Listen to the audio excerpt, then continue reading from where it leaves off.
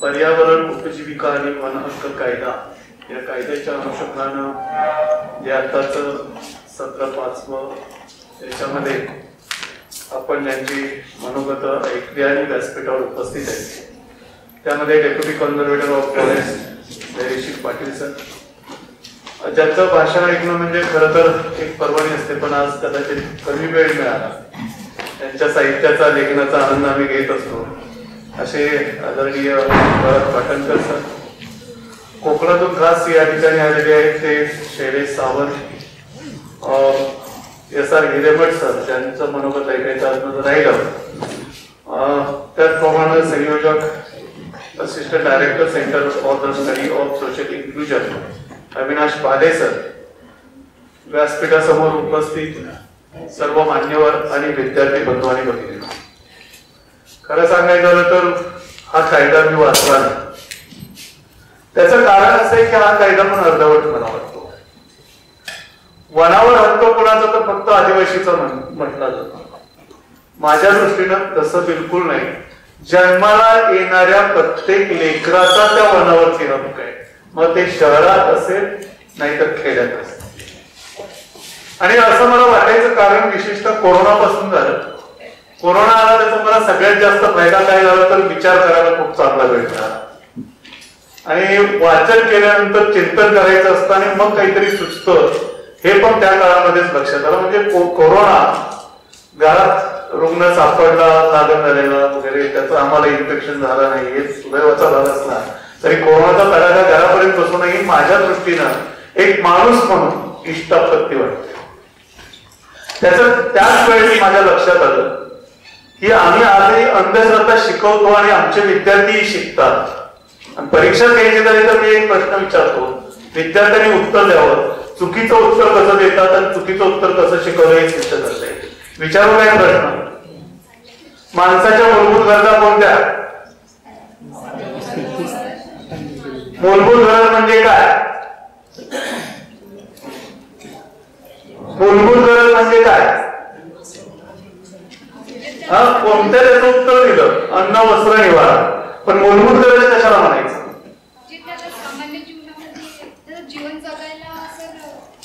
जीवन जगण्यासाठी ती गोष्ट आवश्यक आहे, नसेल तर माणूस जगू शकत नाही. जिवंत राहण्यासाठी लागणारी गोष्ट, जिवंत राहण्यासाठी लागणारी गोष्ट. बरोबर आहे, हे उत्तर चुकीच आहे. आपल्या इथला सगळ्यात जुना जो धर्म आहे, पुरातन धर्म आहे, त्या धर्माचे धर्मगुरू वस्त्राशिवाय अत्यंत निरामय जीवन अनेक वर्ष जगतात. मग वस्त्र ही आमची मूलभूत गरज आहे का? नाही. आमचे अंदमान निकोबारवरचे बहुमत भारतीय बांधव, आफ्रिकेच्या अनेक आदिवासी जमाती आजही घर कधीच बांधत नाही, बांबूचं सुद्धा बांधत नाही, तरी ती अनेक वर्ष जगतात. मग निवारा ही आमची मूलभूत गरज आहे का? नाही. आमच्या मूलभूत गरज आहेत अन्न, पाणी आणि हवा. माझं चॅलेंज आहे, तुमच्यापैकी कोणी प्रयोग करायला तयार असेल तर करा प्रयोग. हवेशिवाय 8 मिनिटापेक्षा जास्त जगून दाखवा. मैत्रिणीचा नाव दाबायला जाऊ नका.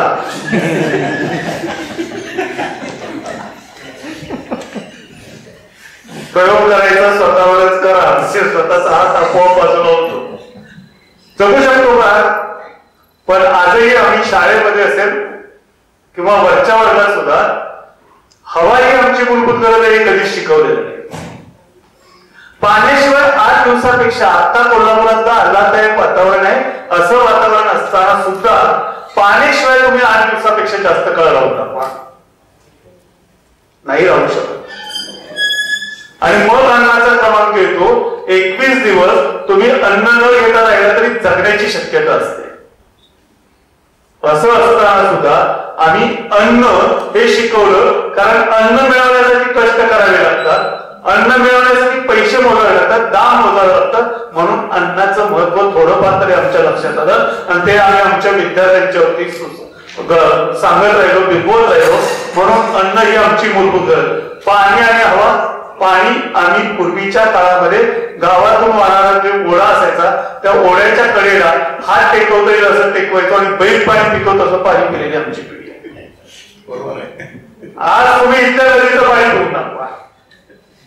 मीच तिसरीत असताना याच पंचगंगेमध्ये आंघोळ केली आणि याच पंचगंगेत आंघोळ केल्यानंतर तिथलंच पाणी पडलं. No infection at all. कणकणी कुठलं इन्फेक्शन झालं आजारी पडलो नाही, कणकणीत होतो. आता त्या पंचगंगेच्या पाण्यात आपण जाऊन इचलकरंजीत पाय धुवायला तुम्हाला सांगतो 2 काय चाललेलं आहे आणि हे का चाललंय ह्याचं कारण असं आहे की आम्हाला सगळं मार्कांच्या पाठीमागं पळवलंय आणि मोठी माणसं जी आहेत ते पैशाच्या पाठीमागं पळलेली. आता सुद्धा विचार होतो सरांनी पाटील सरांनी जे सांगितलं त्याचे दुष्परिणाम पुढचे खूप आहेत आणि माझ्या सरांच्याबरोबर माझी नेहमी चर्चा होते की आमच्याकडच्या या कोकणाच्या पट्ट्यात राहणाऱ्या अनेक वाड्यांच्या वरती आता तरुण मुलं नाही आणि तिथल्या शाळा ज्या होत्या त्या शाळा बंद पडत आहेत कारण शाळेत जायला मुलं नाहीत. कारण माणूस पैशाच्या पाठीमागे लागला, पैशाच्या पाठीमागे लागल्यानंतर शहरात गेला. अर्थात त्यांनी तसंच राहावं असं मी कधीच म्हणणार नाही, त्यांनी तसंच राहावं असं मी कधीच म्हणणार नाही. पण त्याच्यामुळं मूळ ज्या गोष्टी होत्या त्या मूळ गोष्टींचे सगळं नुकसान होत चाललंय आणि त्याच्यामध्ये ज्याला नेमका जंगलाचा फायदा काय कळालेला आहे तो लुटायला लागला. कोरोनाच्या काळातच दुसरं उदाहरण सांगतो. गुळवेल कशी उपयुक्त आहे कुणीतरी शाळेने सांगितलं आणि विद्यापीठामध्ये सुद्धा दारावर डोक्याला आणि गुळवेलच्या फंड ज्या होत्या त्या सगळ्या लोकांनी लुटून दिल्या. काय चाललेलं आहे, कुठे चाललोय आपण, कशा पद्धतीने वागतोय याचं एक बेस्ट एक्झाम्पल मी एका कथेच्या रूपात सांगत असतो. संयोजकांनी इथल्या स्टेजवरच्या सर्व मंडळांनी माफ करावं, थोडा जास्त वेळ घेणार आहे. 3 जनरेशनची गोष्ट आहे आणि हे विशेषतः ब्रिटिश काळामध्ये जे राज झालं आपल्याकडं त्या काळामध्ये सुसंस्कारित झालेली गोष्ट आहे.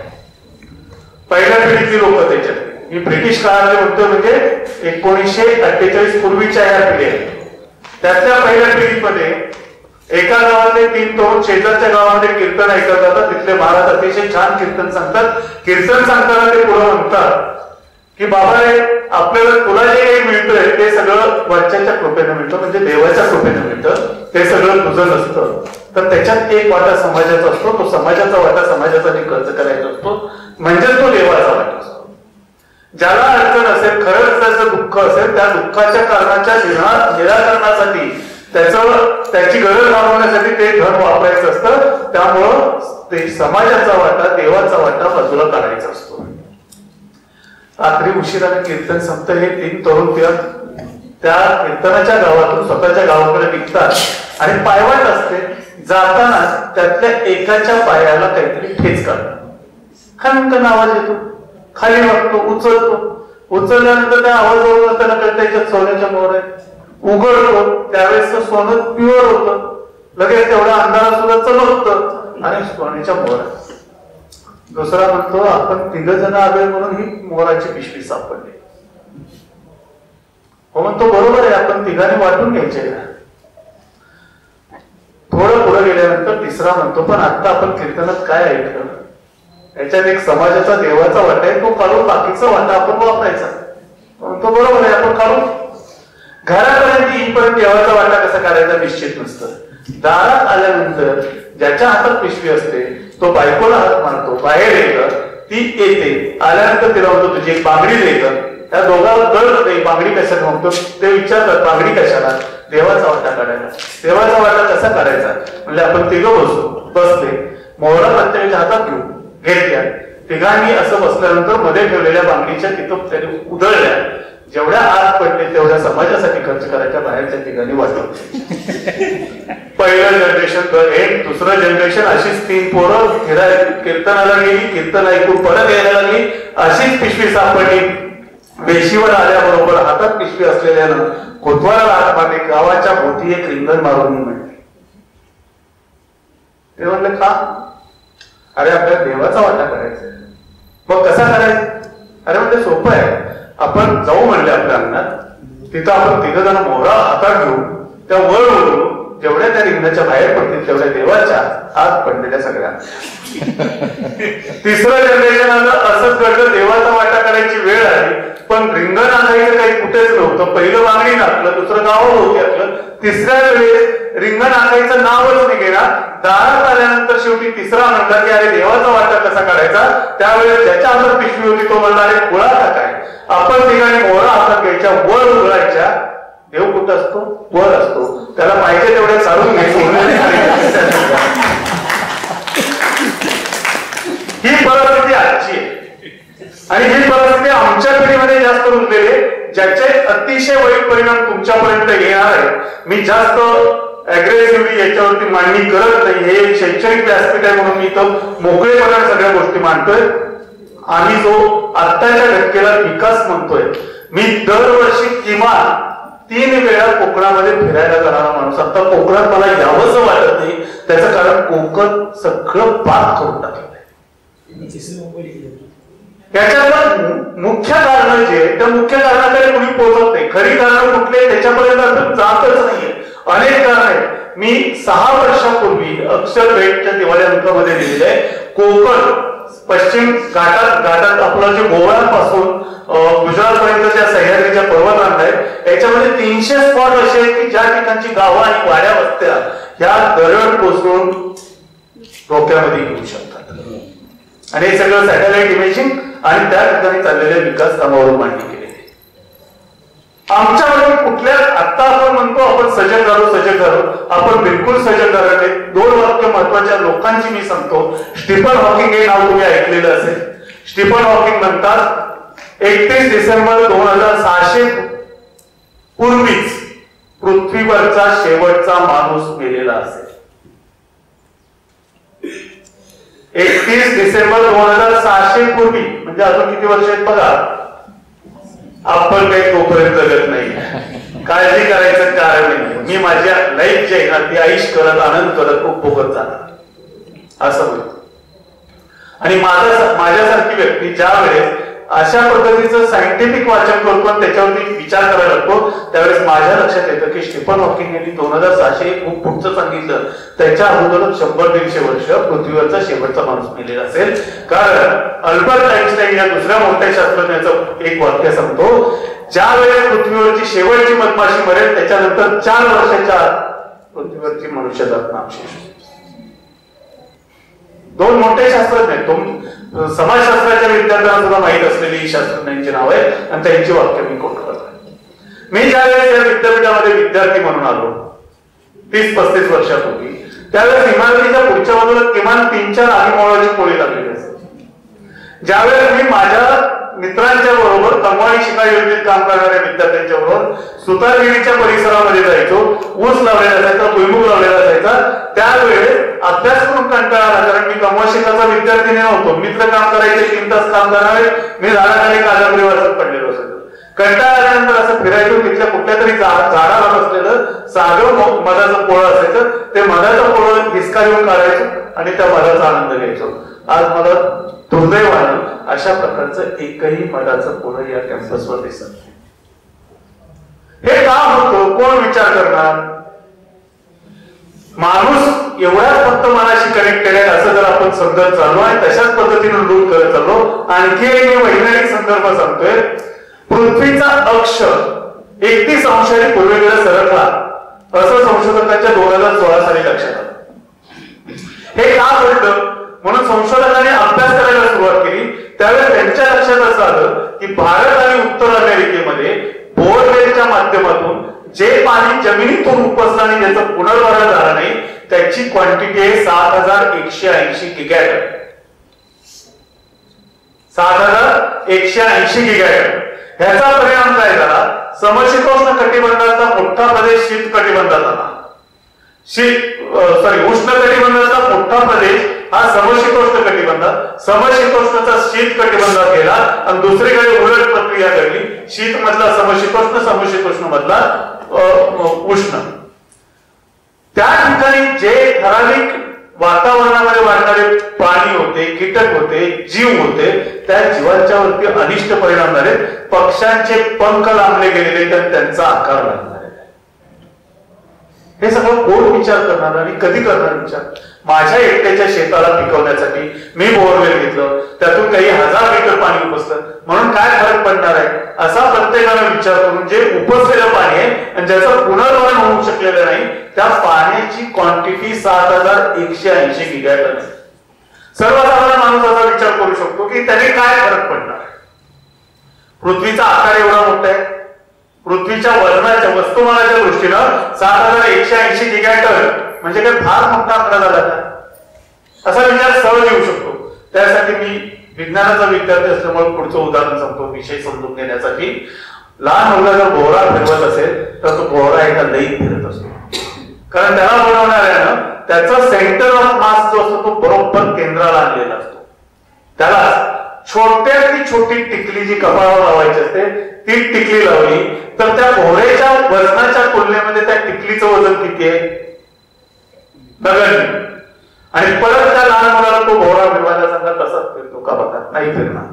तेच नेमकं पृथ्वीच्या बाबतीत झालंय. छोट्या छोट्या गोष्टींचे जे परिणाम व्हायला लागले ते अतिशय वाईट आहेत. जंगलातले प्राणी बाहेर येत आहेत याच्यासाठी तिथं त्यांच्यासाठीचं खाद्य वाढवलं पाहिजे, तिथं मिळायला पाहिजे हे आपण म्हणतो, पण त्याच्यामध्ये अगदी घाणेरीपासून कॉस्मॉस पर्यंत सगळ्या गोष्टींची मिसळ भेसळ कोणी केली. एक उदाहरण मला गंमतशीर सांगायचं पोहा आवडत नाही. एक साहेब आपल्या सौभाग्यवतीला घेऊन पुण्याला चालले होते. कुठले साहेब होते म्हणजे राजकीय साहेब होते का शासकीय साहेब होते मी बोलत नाही.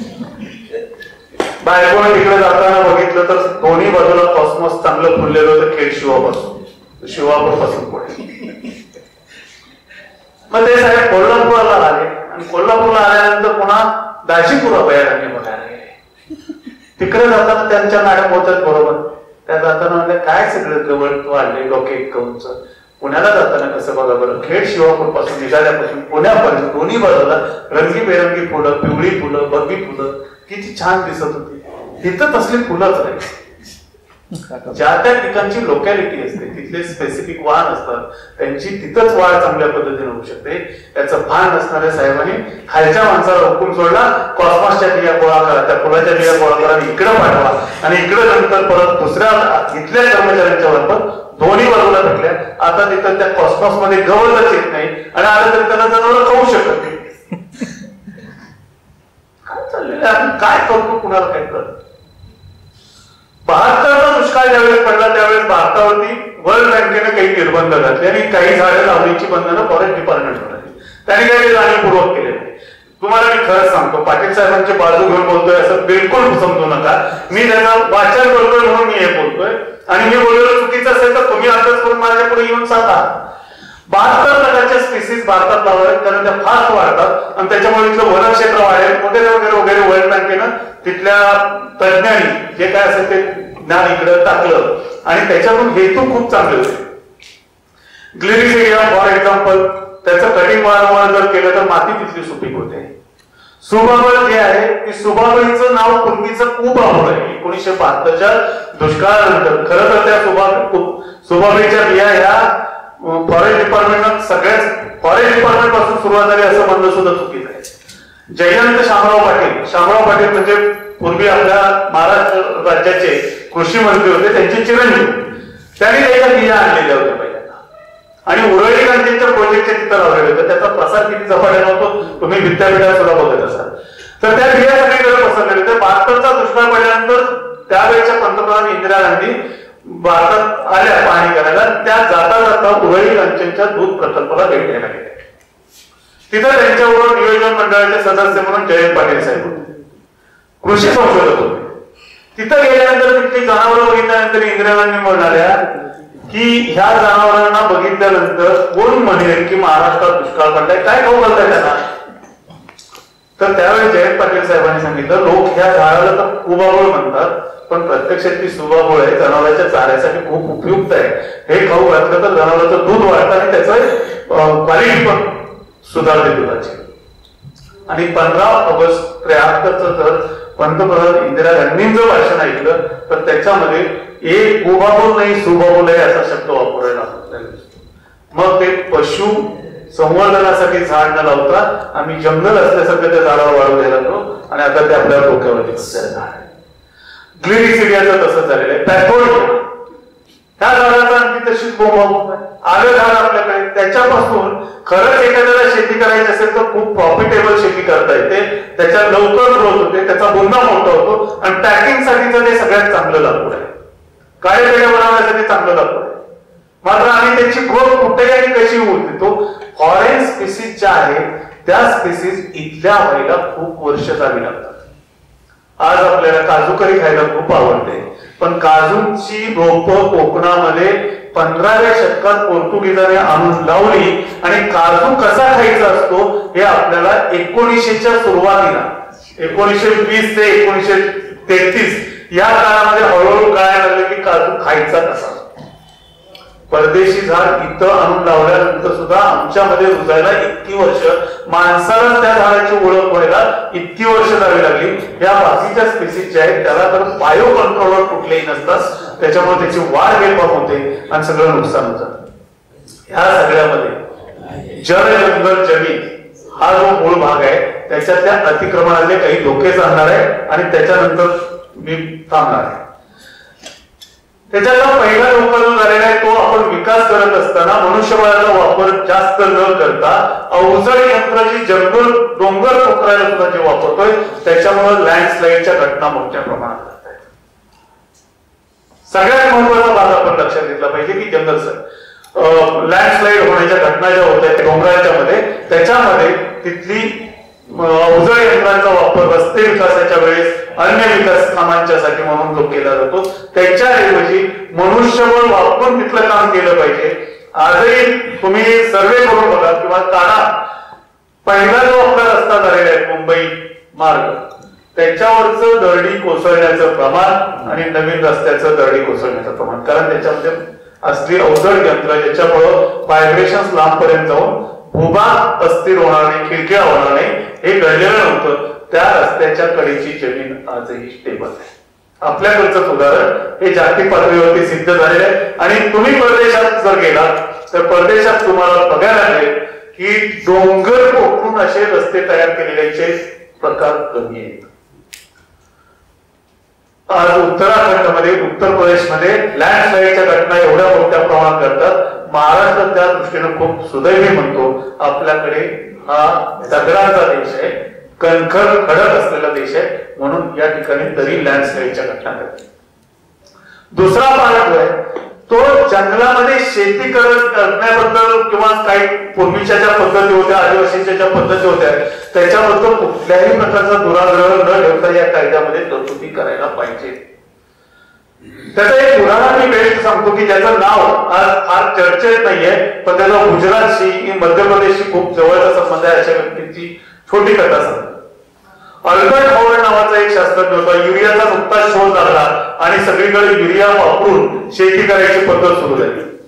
त्यावेळेस इंग्लंडमधल्या रशियन कंपन्यांनी काय केलं तर खताच्या कंपन्यांनी काय केलं इंग्लंडमधल्या, तर भारतातल्या लोकांना आधुनिक पद्धतीची शेती, रासायनिक खतं वापरून शेती करायला शिकवायचं म्हणून या अल्बर्ट हॉवर्डला मोठा पगार देऊन भारतात नोकरीसाठी पाठवलं.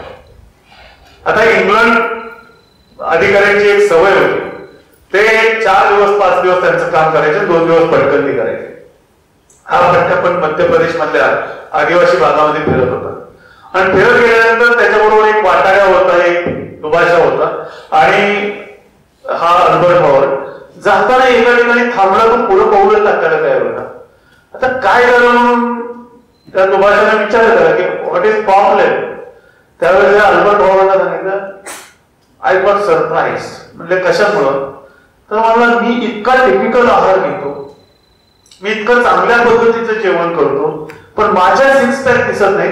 हे आता जे लाकडाच्या मळे घेऊन गेले लोक होते ते काय करतात. तर मला तो वाटाया पण भारी होता आणि तो दुभाषा पण भारी होता. मला याच्यावर राहायला लागेल. म्हणजे काय करतात ते बघायला. हा 3 दिवस त्यांच्या झोपडीत राहिला. बघितलं हे कसं खातात, काय खातात, मध कसा करतात, बाकी सगळ्या गोष्टीचा त्याने अभ्यास केला. आणि अभ्यास केल्यानंतर इथल्या लोकांना रासायनिक खतं वापरून शेती कशी करायची हे सोडून त्या आदिवासी लोकांच्या पद्धतीने शेती करायला सुरुवात केली आणि त्यांच्या त्या प्रयोगातून इंडोर कंपोस्ट खताचा पॅटर्न भारतात त्यांनी सांगितला. अर्थात लगेचच त्या खताच्या कंपन्यांनी राणीकडे तक्रार केली. त्याचं नशीब खरंच त्या अल्बर्ट चांगलं होतं.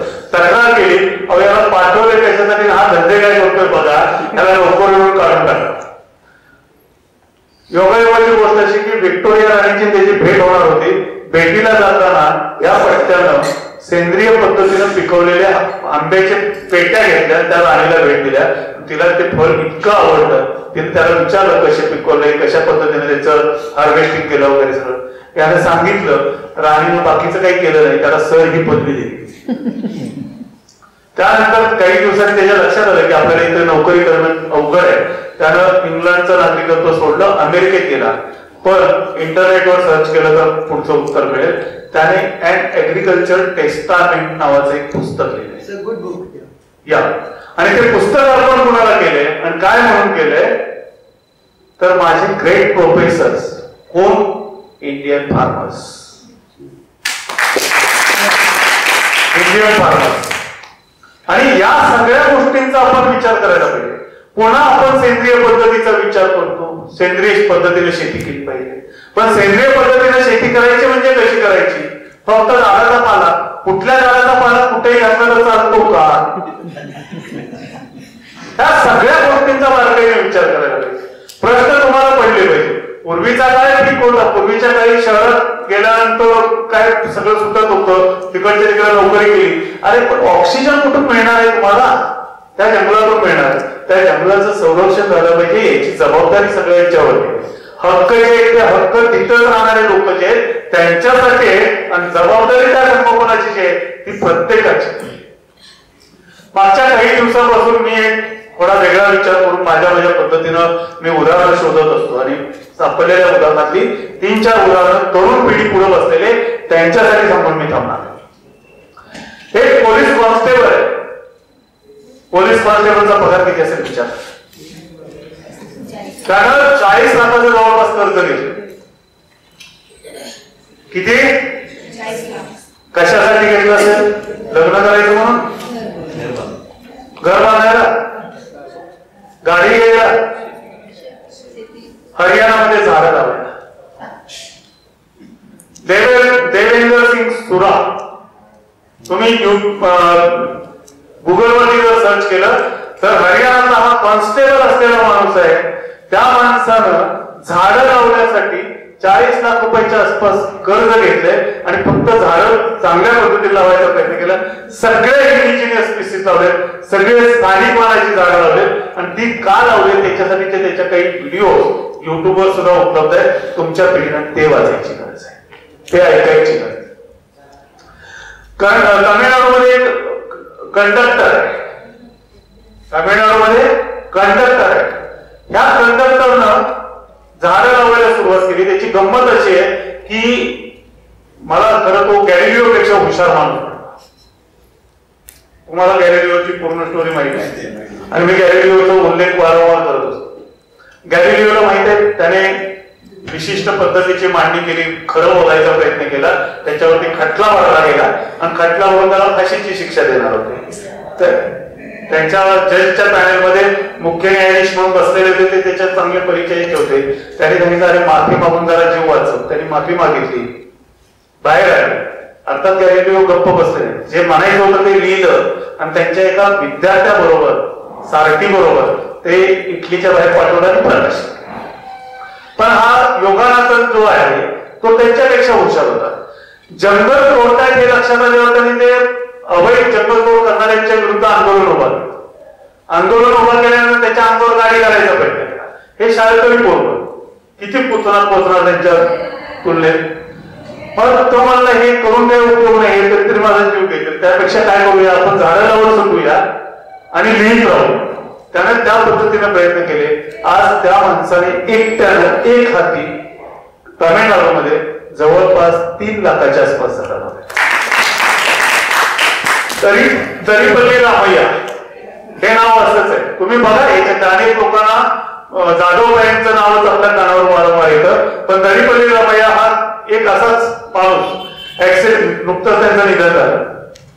ऍक्सिडेंट मध्ये पडल्यानंतर झाडाकडे बघत होता, झाडावरची पानं दिसली म्हणून तसाच पाय मोडलेला पाय घेऊन तो खाली बसला, चटणी आतुडा घेऊन दगडामध्ये पानाच्या फळाच्या आकृत्या काढायला लागला.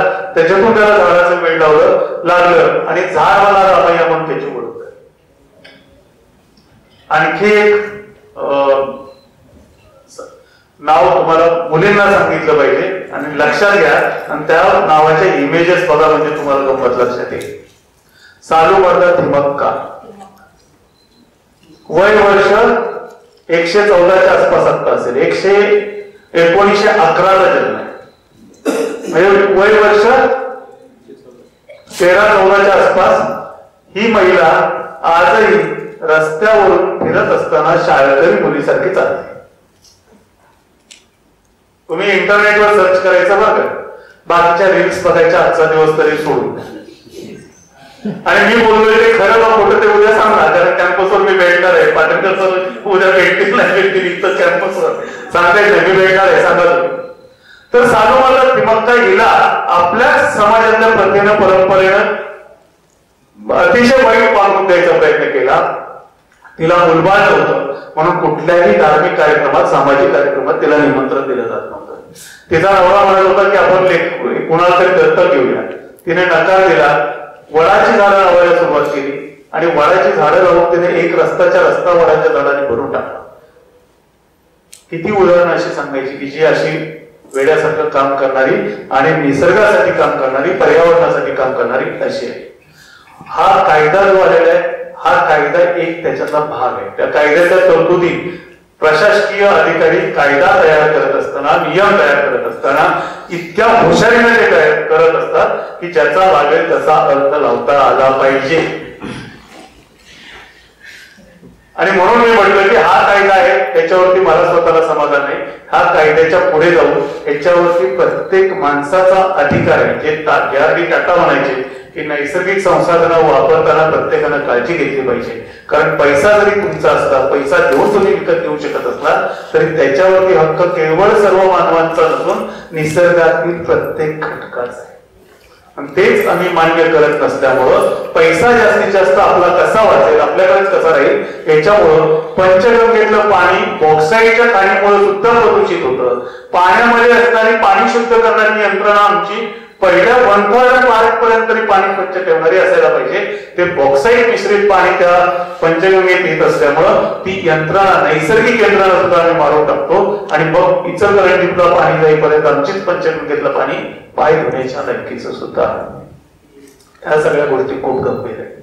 दुसरा भाग आपल्या कोकणामध्ये विशेषतः जाणवणारा भाग, आम्ही तिथली नैसर्गिक जंगलं तोडले जी खाजगी मालकीची होती आणि त्या ठिकाणी मोनोकल्चर करायला सुरुवात केली. फक्त आपूसची झाडं लावायची आणि नाहीतर काजूची झाडं लावायची. आणि ती माती पकडून ठेवण्यासाठी सरांनी जे सांगितलं की 3 टायर सिस्टीम होती. उंच झाडं, त्याच्या खाली झुडपं, त्याच्या खाली गवत, ते घट्ट पकडून ठेवायचे माती. आता आणि ते काढूनच टाकलेलं असल्यामुळं पाणी येतं, बदाबाला येतं आणि ते सगळं मातीला वाहून येतं. मग त्या आंब्याच्या बागेचं पण नुकसान करतं. आणि या सगळ्याच्या पलीकडे आता जे दुष्टचक्र सुरू आहे, त्या दुष्टचक्राच्या बद्दल मागची जवळपास मी 5 वर्षापासून सांगतोय. 2050 सालापर्यंत पृथ्वीवरची 15 ते 20% लोकसंख्या ही नैसर्गिक आपत्तीत संपणार. त्याच्यात कदाचित माझाही नंबर लागू शकतो. त्याच्यात कदाचित माझाही नंबर. काय सांगताय? पुण्याला निघालोय, मीटिंग आहे, जाता जाता ढलपुटीचा मोलदारण गाडी गेली हो. पकडेपर्यंत एनडीआरएफची टीम येईपर्यंत आमची गाडी तिकडं लांब झाली, कुठल्या तरी धरणाला. पण तुम्हाला अगोदर कळू शकते, डेट कळत नाही. बर्थ सुरुवात होते डी-न, डेटची सुरुवात होते डी-न. बी आणि डीच्या मध्ये एक शब्द आहे C, that is for choice. आपण ठरवायचंय आपला कनेक्ट निसर्ग ओरबडणारा अशा स्वरूपाचा निसर्गाशी ठेवायचा. समाजामध्ये आपलं वर्तन जे आहे ते आपलं वर्तन निसर्ग ओरबडणारा म्हणून ठेवायचं का निसर्ग जपणारा म्हणून ठेवायचं. 3000 खोल्यांचं घर बांधायचं की मी, माझा मुलगा, माझी मुलगी 4 खोल्यांचं घर खूप मोठं झालं. असा विचार करून आलेले पाहुणे त्यांच्यासाठी हॉटेलच्या व्यवस्था झाली, गेस्ट हाऊस झाले, तिथं ठेवायचं हे समजून छोट्या घरात राहायचं का अशी मोठी घरं त्याची गरजच नाही अशा पद्धतीची घरं. स्वच्छ केलेलं महानगरपालिकेचं पाणी जे ते गाड्या धुण्यासाठी पण वापरायचं का पाण्याचा काटकसरीनं वापर करायचा, हे सगळ्या गोष्टींचा विचार आम्ही अधिकारी म्हणून फक्त एक व्यक्ती म्हणून करत नाही, तर शिवाजी विद्यापीठासाठी आम्ही ते मॉडेल म्हणून राबवायचा प्रयत्न करतो. 6 लाख लिटर पाण्याची गरज या विद्यापीठाला दररोजची. 6 लाख लिटर पाणी.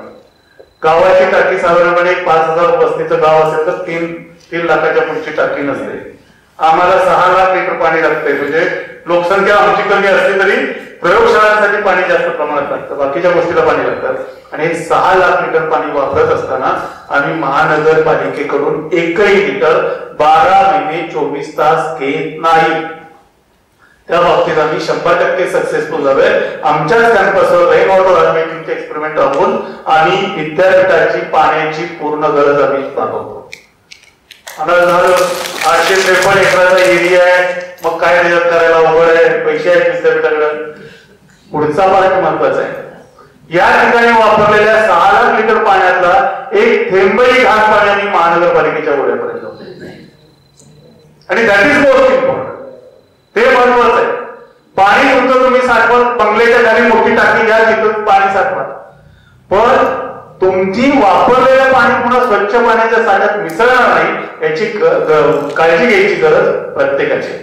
छोट्या गोष्टी एकमेकावर इंटरलिंक्ड आहे. निसर्गामध्ये कुठल्याही गोष्टीचा दुसऱ्या कुठल्या गोष्टीवर परिणाम होत नाही असं नाहीये, त्या प्रत्येक गोष्टीवर परिणाम हा होत जातो.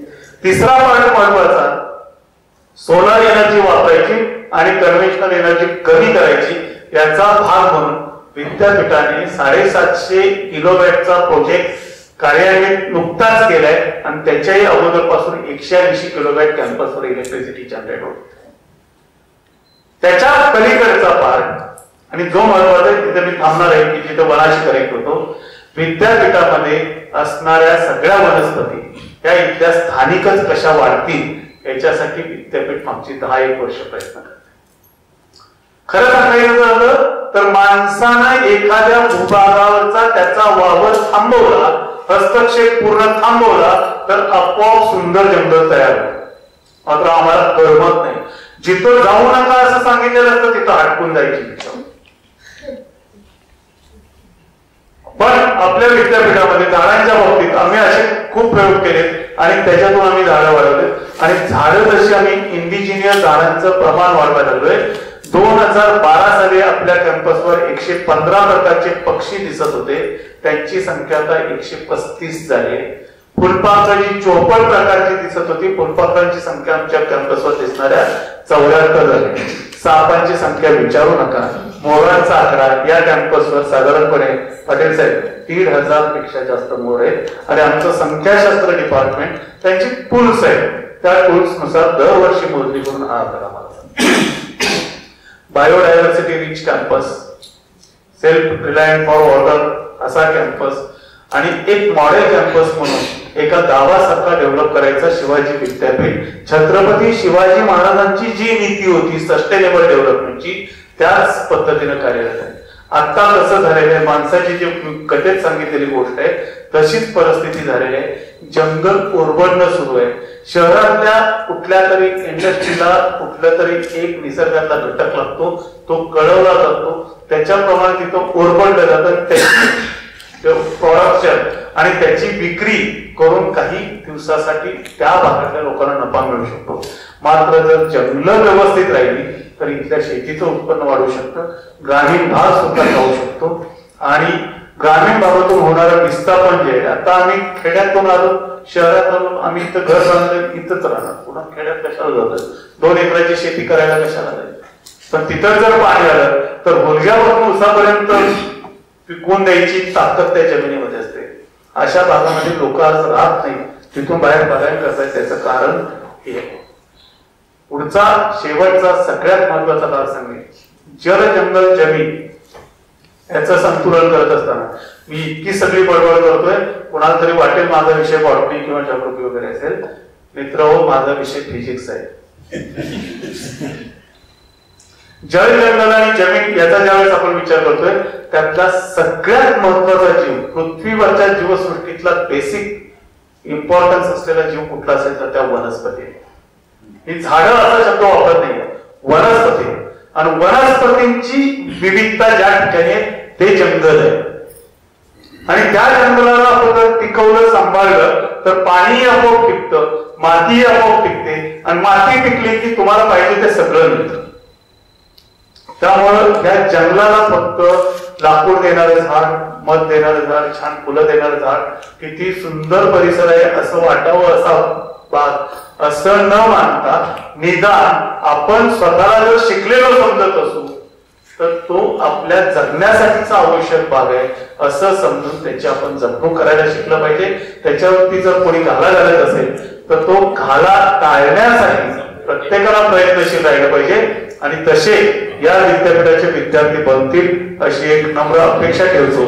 तरच खऱ्या अर्थाने या कार्यशाळेचं जे काही आपल्याला यश मिळवायचं होतं ते यश मिळालं असं म्हणतो. त्याच्यातले पूर्ण वेळ याच्यासाठी काम करणारा एक जरी निघाला आणि बाकीच्यांनी स्वतःपुरतं तरी ते जपलं तरी खूप मोठं साध्य होईल. तसं तुम्ही प्रयत्न करावे अशी अपेक्षा व्यक्त करतो. निसर्गाची हानी करणारे नाही तर निसर्गाची जपणूक करणारे तुम्ही बनावे अशी एक नम्र अपेक्षा व्यक्त करून सांगतो. जय हिंद, जय भारत.